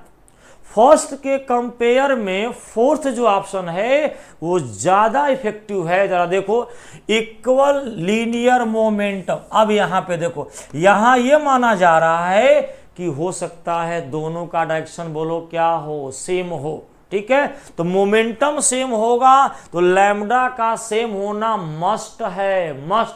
लेकिन लैम्डा सेम होगा तो लीनियर मोमेंटम का मैग्नीट्यूड मस्ट होगा, लेकिन बेटा डायरेक्शन अलग अलग हो सकता है। तो इस बिहाफ पे फोर्थ वाला ऑप्शन ज्यादा सही है एज कंपेयर टू क्या है फर्स्ट वाला। अगर फर्स्ट वाले में मैग्नीट्यूड लिख देता तो इक्वली फर्स्ट वाला भी फोर्थ के जैसे होता, लेकिन वहां केवल मोमेंटम लिखा है तो बेटा डायरेक्शन और मैग्नीट्यूड दोनों सेम होना चाहिए। मैग्नीट्यूड की गारंटी है लेकिन डायरेक्शन की गारंटी कोई नहीं दे सकता, डायरेक्शन अलग अलग होगा तो मोमेंटम क्या होगा चेंज हो जाएगा। लेकिन यहाँ पे मोमेंटम सेम है, मतलब डायरेक्शन बोलो क्या होगा सेम, तो ठीक है, लैम्डा वेवलेंथ भी क्या होगी इक्वल होगी। तो बेस्ट ऑप्शन बेटा कौन सा होगा, फोर्थ होगा, फर्स्ट नहीं होगा। बहुत ही अच्छा क्वेश्चन है। क्वेश्चन नंबर 23 देखिए क्या कह रहे हैं, ये भाई साहब कह रहे हैं देखो, the radiation of energy E falls normally on a perfectly reflecting surface, the momentum transfer to 10, भैया सिंपल सी बात हो, ई इक्वल टू बोलो क्या होता है M C square, M C square E equal to M C into C, ये mass into velocity बोलो क्या है मोमेंटम है, मास इंटू वेलासिटी क्या है मोमेंटम है। तो यहां से E equal to P into क्या हो गया सी, जरा ये बताओ P इक्वल टू बेटा क्या हो गया E बाई सी, यानी जितने भी यहाँ पे रेडिएशन गिरेगी उसका बेटा ये मोमेंटम, बोले तो लीनियर मोमेंटम की value E by C, E by C, E by C, E by C गिरेगा। अब यार ये देखो कह रहा है अगर ये वर्ड यहाँ पे परफेक्टली रिफ्लेक्टिंग ना होता तो हम एग्जैक्ट आंसर नहीं दे पाते, यानी E, ये देखो यहां से यहां पर अगर E बाई सी से गिर रहा है तो E बाई सी से टकरा करके जाएगा, क्योंकि परफेक्टली बोलो क्या है रिफ्लेक्टिंग है बेटा, वेक्टर क्वांटिटी है। जब इसका चेंज निकालोगे तो दोनों क्या होगा ऐड हो जाएगा, E by C plus E by C. तो मोमेंटम में जब इनका चेंज निकालोगे ना तो चेंज निकालने पर दोनों क्या होगा ऐड, नो डाउट दोनों माइनस होकर ऐड होगा, लेकिन -2 होगा। यहां पे माइनस का मतलब क्या है, आने को क्या लिया पॉजिटिव, तो जाने को क्या लोगो निगेटिव, मिला जुला करके आप ऐसे समझो मैग्नीट्यूड के लहजे से मोमेंटम बेटा क्या हो जाएगा डबल, तो 2E बाई क्या हो जाएगा सी, ये गिरने वाले का EC टकरा के भी EC, तो चिन्ह क्या जीरो नहीं होगा, वेक्टर क्वांटिटी है तो क्या होगा 2 टाइम्स हो जाएगा, राइट। तो यहां से आपको क्या मिलेगा, दिस विल बी सेकेंड। 24 देखो बच्चा पार्टी क्या कह रहा है, यहां से ये कह रहे हैं the escape velocity of a rocket from the earth surface बेटा क्या है V है, kilometre per second, right. Its value on a planet where acceleration due to gravity is double that on the earth and diameter of the planet is क्या है half. यार ये बताओ अगर आपको याद हो तो एस्केप वेलोसिटी का फार्मूला √2gm/r, ये सबके जेहन में होता है। ये एस्केप वेलोसिटी का फार्मूला बेटा कैपिटल जी के टर्म में याद करो, एस्केप वेलोसिटी का फार्मूला आपको स्मॉल जी, अब सर हमको नहीं याद है, कोई बात नहीं। ये देखो सर ये बताओ स्मॉल जी का फार्मूला क्या होता है gm/r², तो यहाँ से कैपिटल GM की वैल्यू बेटा क्या हो गया है small g into r², put करो यार यहाँ पे, तो यहाँ से कैपिटल GM की जो वैल्यू पुट करो √2 बाई क्या है r है, कैपिटल GM की वैल्यू क्या पुट कर दो gr² बेटा, यहाँ से क्या कर दो पुट कर दो, तो यहाँ से r से r कटेगा तो √ क्या मिलेगा 2gr। तो इसके वेलोसिटी का दो फार्मूला, कैपिटल G के फॉर्म में ये और स्मॉल g के फॉर्म में ये, आपके खोपड़ी में अच्छे से बेटा याद होना चाहिए। अब देखो क्या कर रहा है ये भाई साहब कह रहा है, अब हम लोग इसने जैसे ही स्मॉल g का नाम लिया हमारे यादाश्त में ये फार्मूला क्या हो गया ताजा हो गया, √2 स्मॉल g r। देखो क्या कर रहा है, g की वैल्यू को डबल कर दो, ध्यान से g की वैल्यू को डबल कर दो, g से क्या कर दो 2g कर दो, और सुनो डायमीटर को हाफ कर दो। अरे यार ये बताओ डायमीटर और रेडियस का क्या संबंध है, सीधा संबंध है। ये देखो यहां से भाई रेडियस क्या होता है d/2 होता है, यानी r प्रोपोर्शनल टू क्या हो गया d। तो जब डायमीटर को आधा करोगे बेटा तो रेडियस भी क्या होगी हाफ होगी, तो डायमीटर आधा करोगे तो रेडियस भी आधा। भाई साहब ये देखो कट पीट के मिला वही, पहले भी √2gr था, अब भी इसके वेलोसिटी बोलो बेटा क्या है √ बोलो क्या है 2gr है। इसके वेलोसिटी के सेहत पे कोई भी फर्क बेटा क्या है नहीं पड़ेगा, राइट। आइए अब बात करते हैं क्वेश्चन नंबर 25, जरा देखना। If mass of earth is decrease by 2% and radius of earth increase by बोलो क्या है 1%, देन द वैल्यू ऑफ जी। यार ये सिंपल सा, ये बताओ स्मॉल जी का जरा फॉर्मूला बताओ। GM/r², सबको पता है ना। यार ये बताओ जब मास को डिक्रीज करोगे, मास को डिक्रीज करोगे तो जी क्या करेगा, डिक्रीज करेगा। या रेडियस को इंक्रीज करोगे, रेडियस को इंक्रीज करोगे, नीचे इंक्रीज करोगे तब भी जी क्या करेगा, डिक्रीज। मास को डिक्रीज तब भी डिक्रीज, नीचे रेडियस बढ़ेगा तब भी जी क्या करेगा, डिक्रीज। यानी ओवरऑल तुम्हारा जी बोलो क्या करेगा, डिक्रीज करेगा। अब मुद्दा है ये बताओ, लो भैया तो यही काम हो गया। अरे ये चारों में से सेकंड हाफ अगर तुम्हें नहीं भी आता है तो मास डिक्रीज तब भी जी डिक्रीज, रेडियस की तब भी डिक्रीज। एक ही ऑप्शन में दिया है, बोलो क्या है, डिक्रीज। तो तुम्हारा आंसर क्या होगा, डिक्रीज। अब कितना परसेंट जरा निकाल लेते हैं। एग्जाम तो है नहीं, एग्जाम में टिक करके चले आते, यहाँ थोड़ा सा नॉलेज है, सीखना है, जरा देख लेते हैं। तो यहाँ से फाइनली जरा देखिए, यहाँ पे बेटा आपको कुछ नहीं करना है, वैसे ही स्मॉल जी का फॉर्मूला GM/ बोलो क्या हो गया, आज को ध्यान से कैपिटल G/G करोगे तो डेल्टा M/M, ये -2 डेल्टा R/ बोलो क्या हो गया, आर हो गया। देखो मास में जो है, ध्यान से, मास में जो डिक्रीज है वो कितना है, 2% का। मास में डिक्रीज बोलो क्या है, 2% का।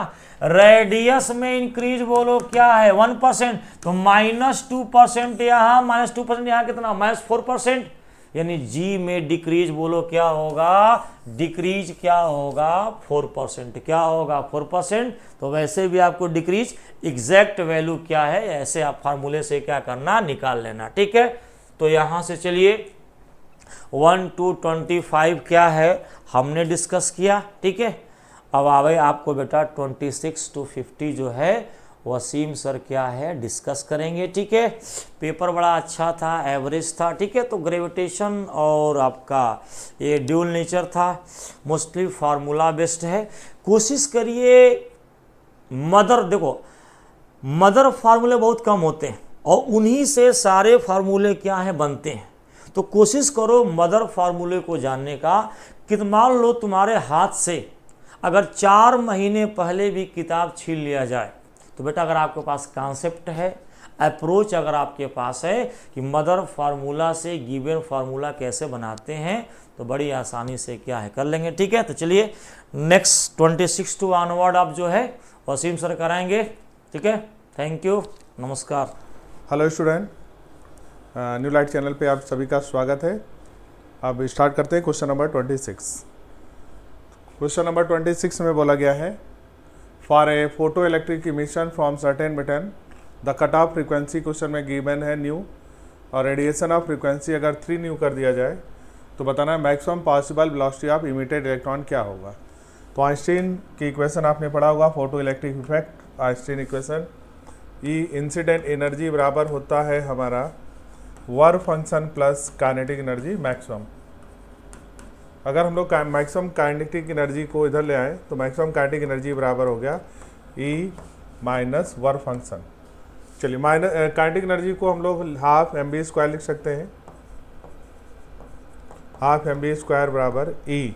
अब देखें इंसिडेंट एनर्जी को फ्रीक्वेंसी के टर्म में दे रखा है, if the radiation of frequency 3 new, तो यहाँ पर h न्यू होता है तो h, और ये हो गया 3 new minus work function h new के टर्म में, तो यह हमारा आ जाएगा 2h न्यू। और यहाँ पर मैक्सिमम वेलोसिटी के फॉर्म में पूछा है, तो मैक्सिमम वेलोसिटी जो आएगी वो हमारा आ जाएगा 2 ऊपर आ जाएगा 4 हो गया 4h न्यू बाई m, और ये अंडर रूट में आ जाएगा पूरा वैल्यू। तो इसको हम लोग ऐसे लिख सकते हैं 2 under root h nu by m। तो 2 under root h nu by m option number 3 होगा। तो 26 का आंसर जो आएगा वो 3 आ जाएगा। चलिए अगला क्वेश्चन, क्वेश्चन नंबर है 27। 2 metal A and B have work function 6 electron volt and 10 electron volt. Which metal has higher threshold wavelength? Higher threshold wavelength की वैल्यू निकालनी है क्वेश्चन में। तो थ्रेशोल्ड वेवलेंथ निकालने के लिए हम लोग वर्क फंक्शन लिखेंगे। वर्क फंक्शन होता है hc/λ0, यानी कि λ0 इक्वल टू हो जाएगा hc/ वर्क फंक्शन। जिसका वर्क फंक्शन ज़्यादा होगा उसका वेवलेंथ कम होगा, है ना। तो जिसका थ्रेशोल्ड, हमको बताना है थ्रेशोल्ड वेवलेंथ किसका ज़्यादा होगा, जिसका यहाँ पर threshold wavelength inversely proportional to work function. जिसका वर्क फंक्शन कम होगा थ्रेशोल्ड वेवलेंथ ज़्यादा होगा। 6 वाले का ये कम है यानी लेस है, और ये वाला जो है ये क्या है, ज़्यादा है ना, मोर है। तो जिसका वर्क फंक्शन कम होगा उसका थ्रेशोल्ड वेवलेंथ ज़्यादा होगा। 6 इलेक्ट्रॉन वोल्ट कम है, यानी कि ए का जो हमारे पास वर्क फंक्शन है वो कम है, इसलिए इसका थ्रेशोल्ड वेवलेंथ ज़्यादा आएगा, मेटल ए हो जाएगा। तो ऑप्शन यहाँ पर जो लगेगा वो सेकंड ऑप्शन हो जाएगा। Question number 28, 2 point source of monochromatic light have equal power, one gives red light and the other blue light। एक रेड लाइट है और एक ब्लू लाइट है, और NR and NB represent number of photon emitted in a given time by red and blue source. हमें बताना है इनमें से दोनों में क्या रिलेशन होगा। क्वेश्चन में इक्वल पावर दे रखा है, चलिए सॉल्व करते हैं। यहाँ पर पावर बराबर होता है, पावर जो होता है वो एनर्जी पर सेकंड होता है, और एनर्जी पर सेकंड एक फोटॉन का पावर होता है। अगर नंबर ऑफ फोटॉन n हो तो ये फार्मूला बनेगा P बराबर n इंटू ई, जहाँ पर स्मॉल n है नंबर ऑफ फोटॉन इमिटेड पर सेकंड। ठीक है, ये फार्मूला हमारा नंबर ऑफ, यहाँ पर n जो है small n number of photon emitted पर सेकंड है, number of photon per second n है। ठीक है ना, n की ही वैल्यू पूछी गई है तो n बराबर हो गया P बाई ई। क्वेश्चन में पावर की वैल्यू सेम है तो पावर तो सेम हो जाएगा, यानी n जो है इनवर्सली प्रोपोर्शनल टू एनर्जी होगा E। और आपको मालूम है फोटॉन की एनर्जी होती E बराबर hc/λ। जिसका वेवलेंथ ज़्यादा होगा उसकी एनर्जी कम होगी, और जिसकी एनर्जी कम होगा उसका नंबर ऑफ फोटॉन ज़्यादा होगा। ठीक, तो यहाँ से एनर्जी वाले फार्मूले में हम लोग इसको ऐसे भी लिख सकते हैं, n inversely proportional to E, और एनर्जी जो होता है वो इनवर्सली प्रोपोर्शनल टू वेवलेंथ है, यानी डायरेक्टली प्रोपोर्शनल टू वेवलेंथ हो जाएगा।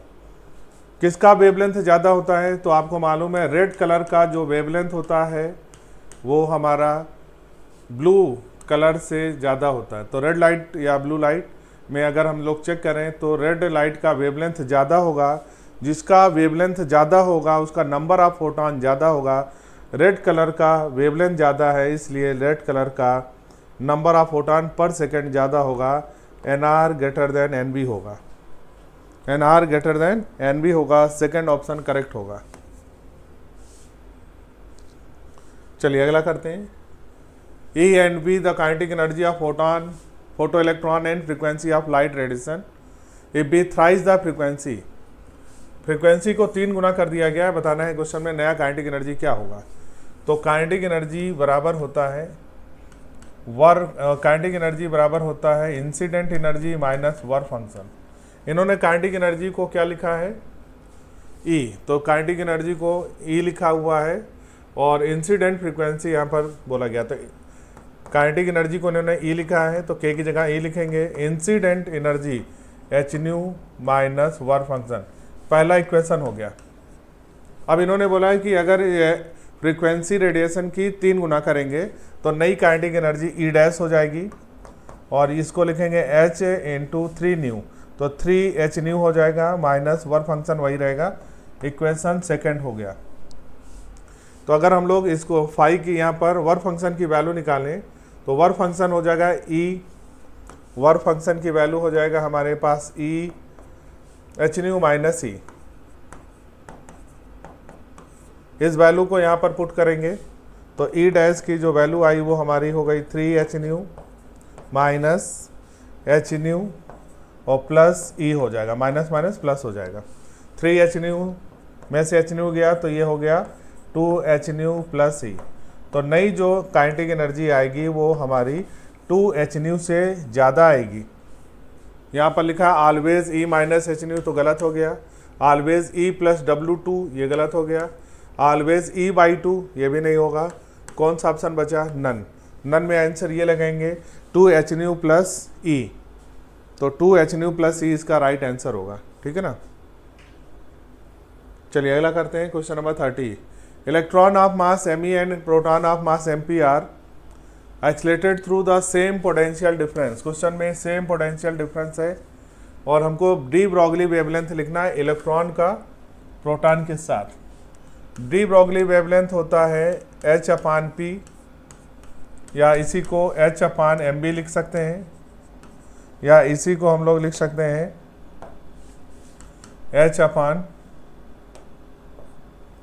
H/अंडर रूट MB की जगह P की जगह under root 2m kinetic energy, या इसी को हम लोग लिख सकते हैं H/अंडर रूट 2m, और काइनेटिक एनर्जी को हम लोग इलेक्ट्रॉन वोल्ट में लिखेंगे तो Q इंटू V। ये हमारा पास फार्मूला हो गया। तो क्वेश्चन में पोटेंशियल डिफरेंस सेम है, यानी इस फार्मूले का हम लोग यूज करेंगे, इस फार्मूले का पोटेंशियल की वैल्यू सेम करेंगे। तो लैम्डा इनवर्सली प्रोपोर्शनल टू क्या आ जाएगा? M और Q। तो lambda inversely proportional to M into Q। अब चलिए हम लोग पहले इलेक्ट्रॉन का लिखेंगे, lambda of electron upon lambda of proton बराबर mass of proton upon mass of electron into charge of proton upon charge of electron. Proton और electron पे चार्ज की वैल्यू बराबर होता है तो ये कट जाएगा, और चूंकि ये अंडर रूट में फार्मूला है तो यहाँ पर अंडर रूट आ जाएगा। ठीक है, अंडर रूट में ये वैल्यू आ जाएगी, तो ये चार्ज कट गया, मास के यहाँ पर प्रोपोर्शनलिटी में इनवर्स में आएगा, यानी कि lambda of electron upon lambda proton inversely proportional to, यहाँ पर अगर देखेंगे तो हमारा अंडर रूट M के प्रोपोर्शनल इनवर्सली प्रोपोर्शनल है, तो ये ऑप्शन यहाँ पर हो जाएगा, फोर्थ ऑप्शन करेक्ट होगा, अंडर रूट में आएगा वैल्यू। चलिए अगला करते हैं question number 31। Kinetic mass of photon. Photon में एक हम लोग रेस्ट मास पढ़ते हैं, और रेस्ट मास ऑफ फोटॉन जो होता है वो 0 होता है। रेस्ट मास 0 था, इन्होंने बोला है काइनेटिक मास। काइनेटिक मास की वैल्यू क्या होगा? इसी को बोलते हैं इफेक्टिव मास। तो काइनेटिक मास E बराबर हम लोग फार्मूला पढ़ते हैं mc², और E बराबर होता है h न्यू, या ठीक है ना। तो ये जो m है इसको हम लोग लिख सकते हैं m बराबर h न्यू बाई c², इसी को बोलते हैं काइनेटिक मास। अगर वेवलेंथ के फॉर्म में होता तो इसी फार्मूले को hc बाई लैम्डा के फॉर्म में भी लिख सकते हैं। ठीक है ना, तो यहाँ से आप वैल्यू निकाल सकते हैं। चलिए अगला करते हैं, तो आंसर आ जाएगा h nu by c², second option correct होगा। 32 the diameter of earth. Question में डायमीटर अर्थ का दे रखा है 12.800 इंटू 10⁻³ किलोमीटर, जी का वैल्यू दिया है। Order the body of 16 kilogram weight 0 at equator. Body का वेट इक्वेटर पे 0 है, तो इक्वेटर पे 0 तभी होगा जब जी की वैल्यू इक्वेटर पे 0 आ जाए। तो यहाँ पर जी डैश बराबर इक्वेशन होता है G minus omega square R cos square lambda.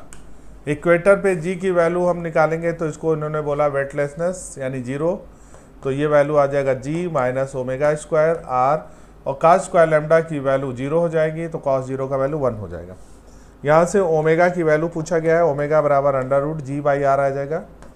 Question में जी की वैल्यू 10 लेना है, आर की वैल्यू, ये डायमीटर दिया है तो रेडियस जो होता है डायमीटर का आधा हो जाएगा, तो डायमीटर दिया है इसका आधा करेंगे तो ये हो जाएगा 6.4 इंटू 10⁻³ किलोमीटर है, तो 3 किलोमीटर, तो ये हो गया 6 मीटर, तो 6.4 इंटू 10⁻⁶, ये वैल्यू किलोमीटर में था तो मीटर में बदलने के लिए 10⁻³ और आ जाएगा।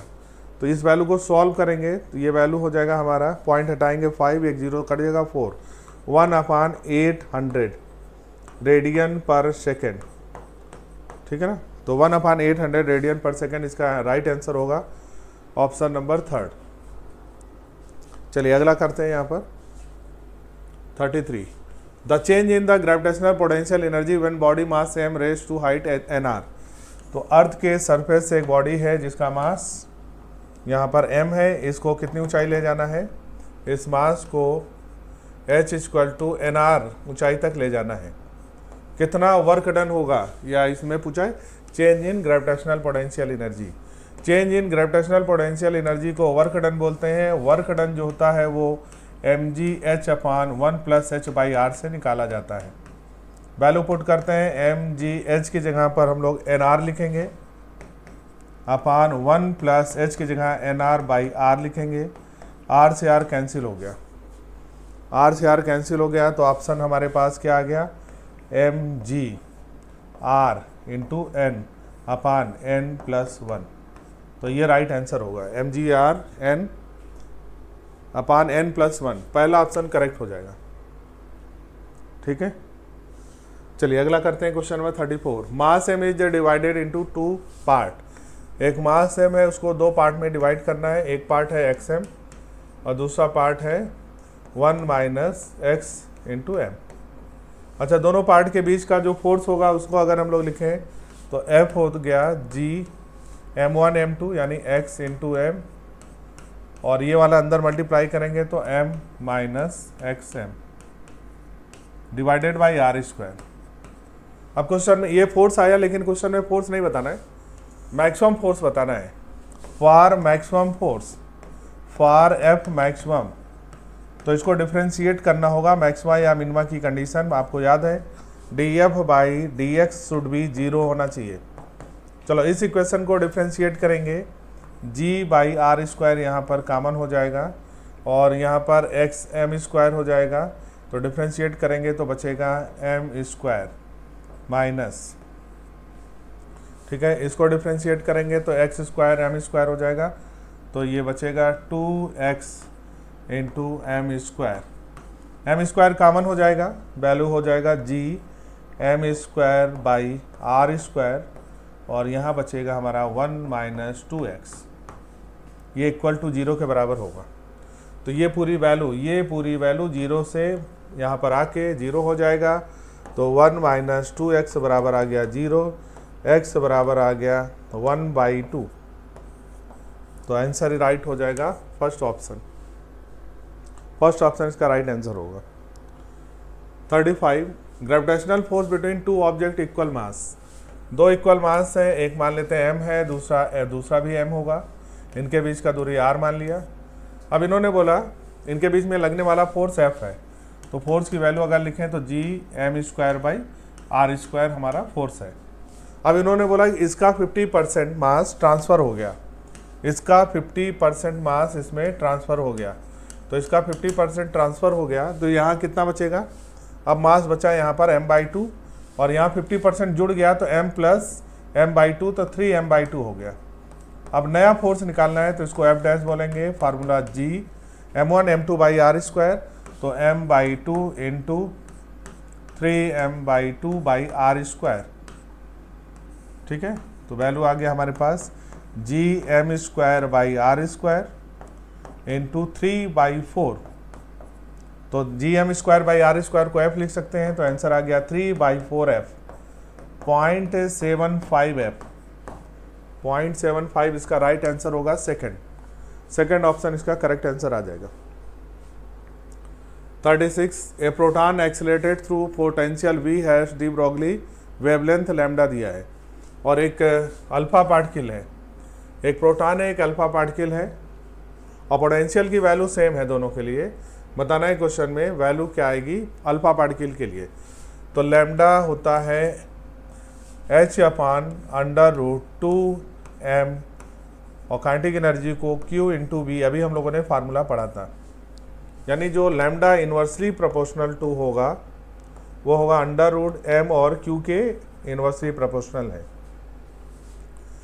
चलो लैम्डा अल्फा के लिए लिखें, लैम्डा अल्फा मान लैम्डा प्रोटॉन बराबर, ये हो जाएगा मास of proton upon mass of alpha particle into charge of proton upon charge of alpha particle. ये रिलेशन बन के आएगा। ठीक है, मास प्रोटॉन का अगर हम लोग m माने तो अल्फा का मास जो होता है वो 4 गुना होता है, तो 4m हो जाएगा। चार्ज प्रोटॉन पे अगर Q माने तो अल्फा पे चार्ज डबल होता है प्रोटॉन के, 2Q हो जाएगा। M से M कट गया, Q से Q कट गया, 1/√8 है, √8 को 2√2 लिख सकते हैं। ये हमारा alpha lambda alpha upon lambda proton की वैल्यू आई। लैम्डा अल्फा की वैल्यू निकालनी है तो लैम्डा अल्फा इक्वल टू हो गया lambda proton by 2√2, lambda proton upon 2√2, और 2 को ऊपर ले जाएंगे तो 0.5 लिख सकते हैं। तो 0.5 lambda proton by √2, 0.5 lambda proton upon √2। Lambda proton को लैम्डा बोला है तो आंसर हो जाएगा सेकेंड ऑप्शन इसका राइट आंसर होगा। 37 इलेक्ट्रॉन है जिसका मास दिया है और एक फोटॉन है, दोनों की एनर्जी सेम है E के बराबर। चलो इलेक्ट्रॉन के लिए अगर हम लोग लिखें तो लैम्डा बराबर होता है H अपान √2m और एनर्जी यहाँ पर E हो गया। फोटॉन के लिए अगर हम लोग यहाँ पर लिखें वेवलेंथ तो फोटॉन का जो होगा वो E बराबर hc बाई लैम्डा, तो ये हो जाएगा hc बाई E। दोनों को डिवाइड करेंगे तो या स्क्वायर कर लो, स्क्वायर करके डिवाइड कर लो। चलो डिवाइड करते हैं, हमें बताना रेशियो ऑफ डी ब्रोगली, पहले लिखना है इलेक्ट्रॉन का तो इसका रेशियो लिखना है। डिवाइड करेंगे तो E ऊपर चला जाएगा लैम्डा E, तो ये वैल्यू सॉल्व करने पे कितना आ जाएगा देखो ध्यान से, H से एक H कट गया, E ऊपर चला गया अपान, ठीक, और C इसमें बाहर रहेगा √2m E। अगर इसको अंडर रूट में हम लोग लेंगे E को तो ये हो जाएगा, ये अंडर रूट में होगा, इधर का E कट जाएगा तो ये under root E by 2m, ठीक है। और इसको C स्क्वायर को बाहर ले सकते हो या अंदर ये 2C स्क्वायर के टर्म में आ जाएगा। C को अंदर लेंगे तो C स्क्वायर हो जाएगा, ठीक है ना। तो ये आंसर आ जाएगा। चेक करते हैं किस ऑप्शन में है। ऑप्शन है हमारा फोर्थ ऑप्शन। M को इन्होंने बाहर ले लिया, तो अगर M को बाहर ले लेंगे तो M का पावर क्या हो जाएगा, बाहर आके वो ऊपर लिया है M स्क्वायर आएगा, ऊपर ले जाएंगे तो M का पावर ऐसे लिखा गया है। इसको ऐसे भी लिख सकते हैं E by 2C square under root में, और जो M आएगा वो नीचे आएगा M स्क्वायर, ऐसे लिखेंगे। अब M स्क्वायर को ऊपर ले जाएंगे तो इसका पावर क्या हो जाएगा, पावर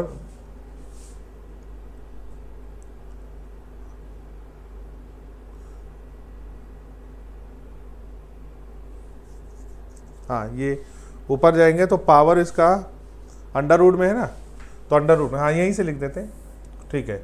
ये जो पावर इसका होगा ये ऊपर जाके M का पावर -½ हो जाएगा।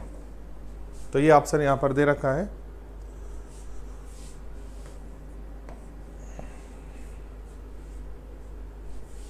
इस केवल M को बाहर निकाल लिया इन्होंने ऑप्शन में, जैसा दिया उसके अकॉर्डिंग देखेंगे तो यहाँ पर इन्होंने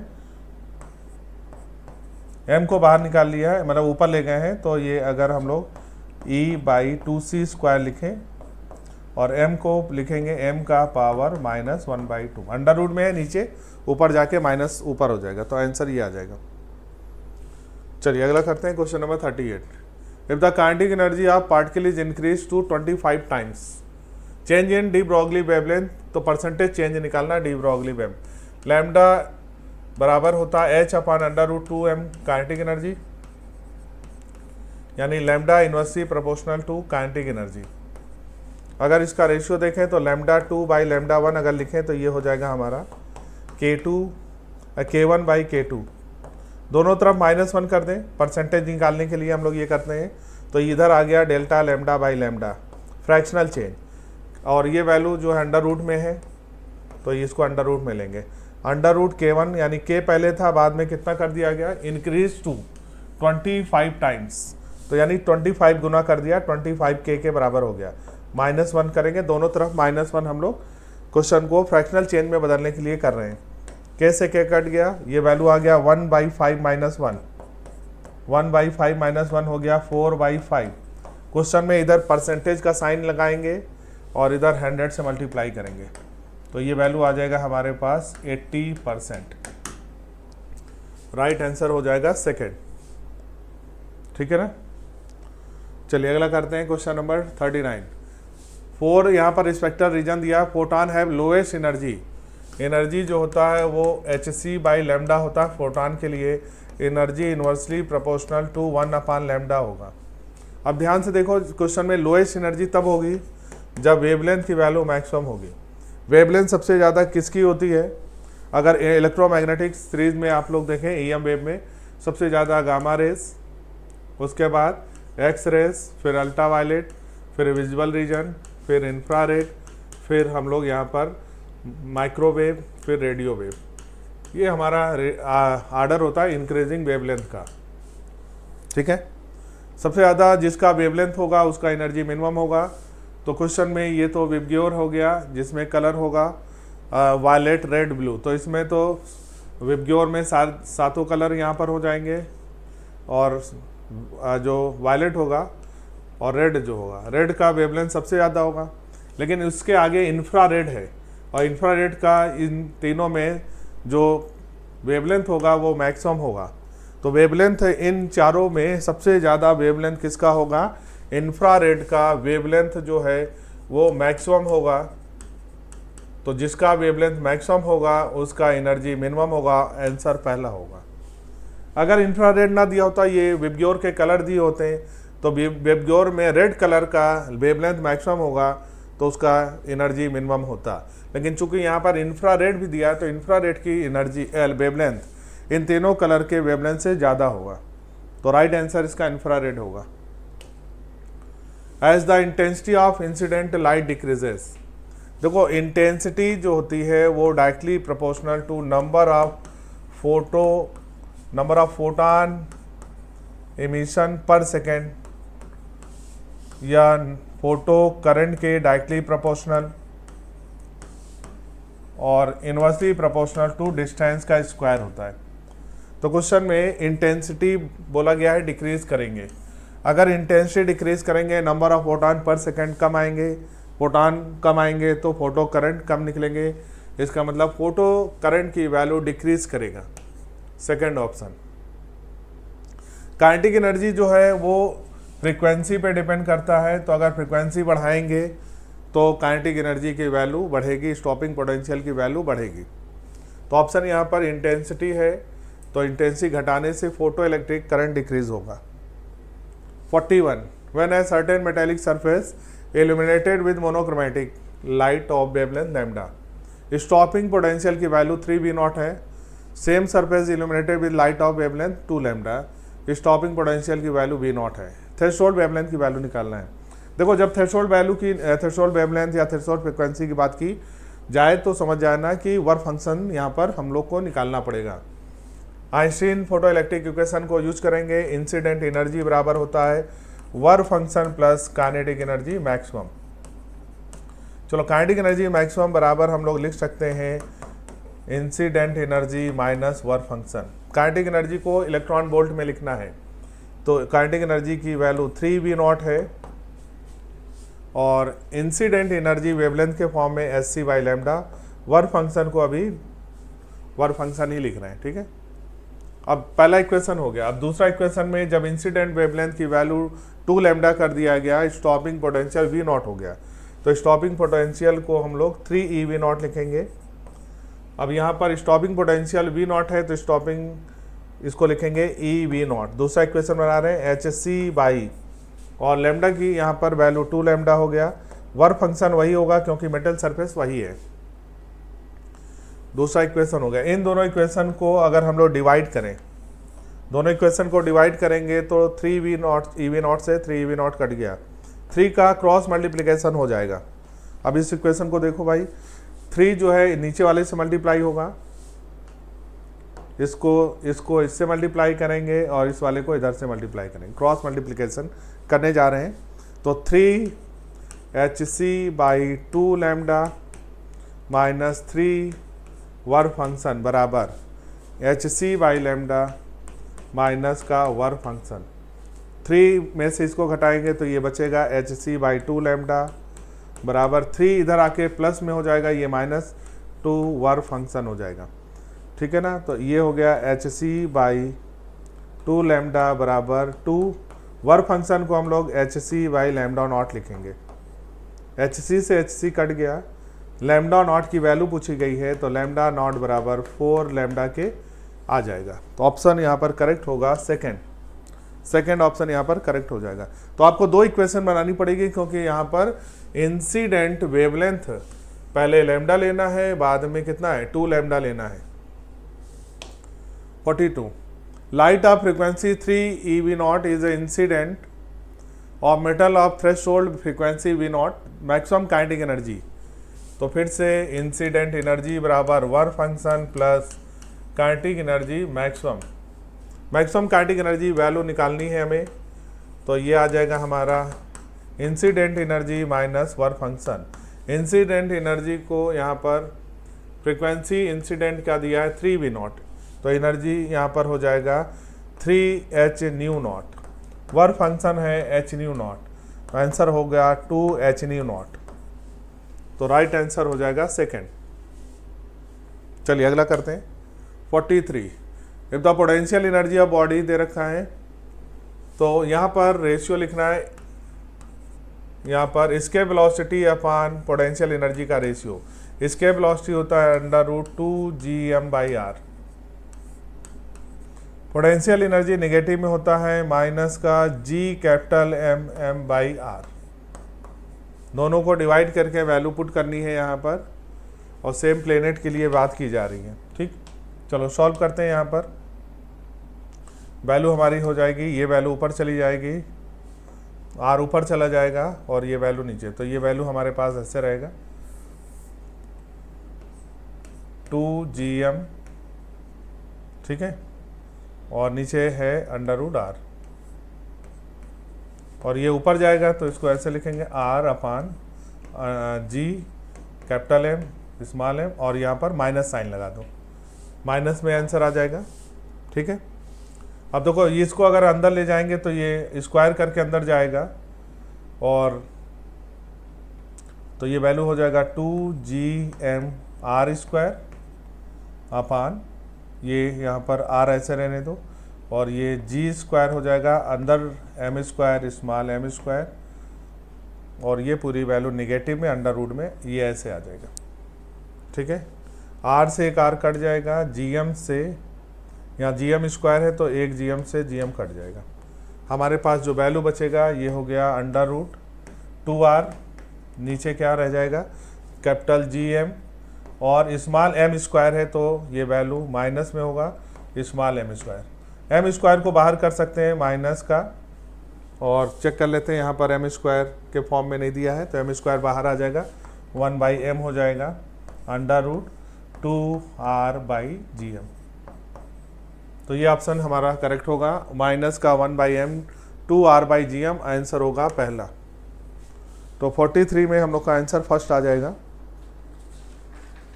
और पहला ही आंसर करेक्ट है।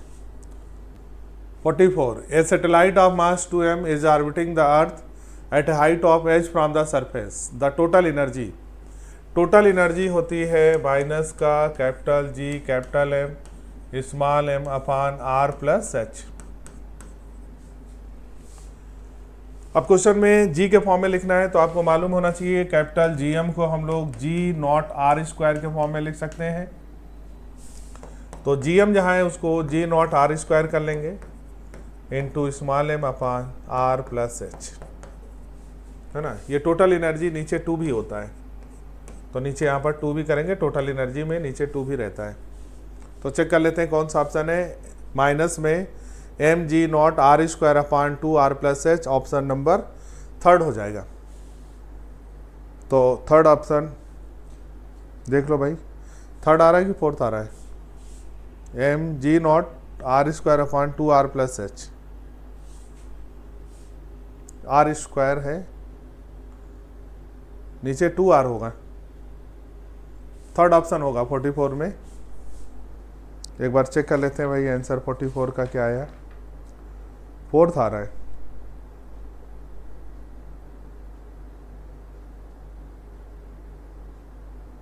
अच्छा मास यहाँ पर शायद 2m है, ओहो यहाँ पर मास 2m है इसलिए आंसर यहाँ पर थोड़ा गड़बड़ आ गया।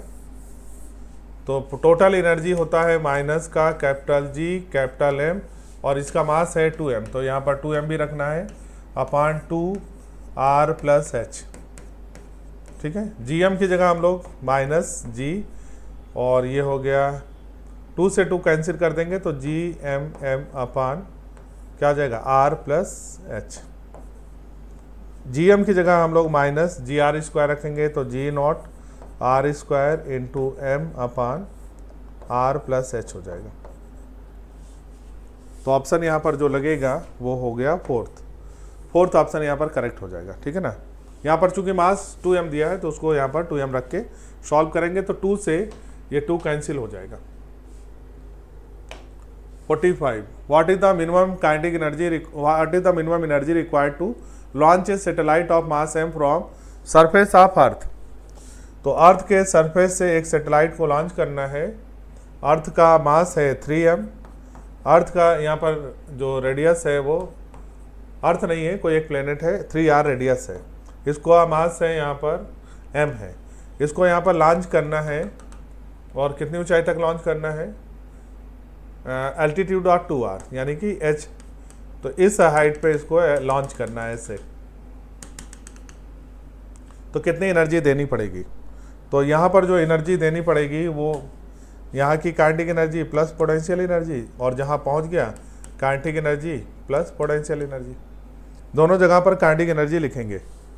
चलो, तो ये तो काइनेटिक एनर्जी के फॉर्म में हमें एनर्जी देना पड़ेगा। पोटेंशियल एनर्जी सरफेस पे होगा माइनस का जी, एम की value 3m into small m upon r की जगह 3r रखेंगे बराबर। अच्छा, जहाँ पहुँच जाएगा ये टोटल एनर्जी हो जाएगा, और टोटल एनर्जी होता है माइनस का कैपिटल जी कैपिटल एम, और एम की जगह पर 3m रखेंगे, capital 3m into M divided by 2 into, अब देखो यहाँ से टोटल लिखना है तो 3r प्लस 2r, तो ये हो गया 5r। ठीक है, तो कितनी एनर्जी हमको देनी पड़ेगी, तो काइनेटिक एनर्जी के फॉर्म में हमको एनर्जी देनी पड़ेगी, और ये 3 से 3 कैंसिल हो जाएगा, ये इधर जाके प्लस हो जाएगा, तो ये हो गया G M small m by r minus ये हो गया 3 GM बाई 10r, तो 10 में से 3 गया तो ये हो जाएगा 7 G capital M by 10r। तो 7 बाई 10 GM बाई r के फॉर्म में देना पड़ेगा। तो यहाँ पर एक करेक्शन होगा, जहाँ पर ये है इसको 10 करें, है ना, 10r, तो 7 बाई 10r के फॉर्म में आंसर आएगा। तो सारे ऑप्शन में यहाँ पर 10 नीचे कराया गया है, तो ये करेक्शन है इस क्वेश्चन में। नीचे जो वैल्यू आएगी वो सब में 10 आएगा, तो ऑप्शन जो हमारा आएगा वो सेकंड आएगा 7 GM बाई 10r, और ये क्वेश्चन में थोड़ा सा करेक्शन है ऑप्शन में, और जहाँ पर नीचे की वैल्यू में जो दिया है उसको 10r सब जगह पर हम लोग यहाँ पर करेंगे, तो आंसर यहाँ पर सेकंड लगाएंगे 7 GM बाई 10r। चलिए अगला करते हैं। ये तो हम लोग पढ़ते ही हैं, Kepler's third law time period वाला, T square proportional to r cube, यानी t प्रोपोर्शनल टू r का पावर 3/2। ठीक है, अगला करते हैं। A body weight 600 gram weight on the surface of earth, how much will weight on the surface of planet. Planet पे बताना है जिसका मास 1/8 और रेडियस आधी है अर्थ के कंपेयर में। तो वेट निकालने के लिए पहले जी चाहिए, तो प्लेनेट पे जी का वैल्यू निकालेंगे, तो प्लेनेट पे जी अपान अर्थ पे जी बराबर हो गया मास के डायरेक्टली प्रोपोर्शनल होता है, तो मास of planet upon mass of earth. Radius के इन्वर्सली प्रोपोर्शनल होगा, तो radius of earth upon radius of planet का स्क्वायर करेंगे। प्लेनेट का मास मास जो है अर्थ का 1/8 है, तो ये 1/8 हो गया, और रेडियस रेडियस हो गया, प्लेनेट का रेडियस 1/2 है, तो ये 1/2 RE है। इसका स्क्वायर करेंगे, RE से RE कट गया, 2 ऊपर गया, 4 हो गया 1/2, यानी जो प्लेनेट का जो जी होगा वो अर्थ के जी का 1/2 होगा, आधा होगा। तो वेट क्या होगा, प्लेनेट पे वेट जो होगा अर्थ के वेट का आधा होगा। अर्थ पे वेट कितना है, 600 ग्राम वेट, तो इसका आधा हो जाएगा 300 ग्राम वेट, आंसर हो जाएगा 4। जी की वैल्यू आधी हो गई इसलिए वेट आधा हो जाएगा। 48 when light of frequency nu is the incident on a photosensitive surface, kinetic energy of fastest photoelectron is 3 time. Kinetic energy को इन्होंने दिया है 3 टाइम्स ऑफ वर्क फंक्शन, यानी वर्क फंक्शन अगर लिखेंगे तो काइनेटिक एनर्जी बाई 3 होगा।